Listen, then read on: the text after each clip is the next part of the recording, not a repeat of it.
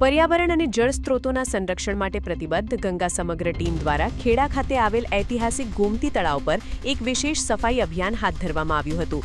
આ સેવાકીય કાર્યમાં ટીમ દ્વારા તળાવના કિનારે અને તેની આસપાસના વિસ્તારોમાં જામેલો કચરો દૂર કરી સ્વચ્છતા કરવામાં આવી હતી।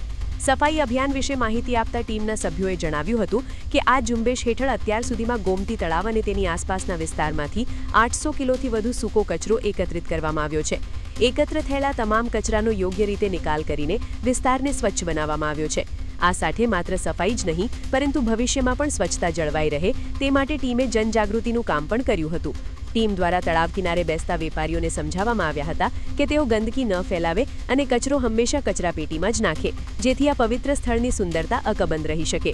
ગંગા સમગ્ર ટીમની આ પ્રશંસનીય કામગીરીને સ્થાનિક લોકો દ્વારા પણ ખૂબ જ આવકારવામાં આવી રહી છે। ત્યારે આ પ્રસંગે ખેડા જિલ્લા અધ્યક્ષ નીતિનભાઈ ખંબોળજા, મહામંત્રી જિજ્ઞેશભાઈ પંડ્યા, મહામંત્રી નીલમબેન ત્રિવેદી અને ધાટ-આયમના અધ્યક્ષ નૈતિકભાઈ ખંબોળજા સાથે ગંગા સમગ્ર ટીમના પદાધિકારીઓ અને સભ્યો હાજર રહ્યા હતા।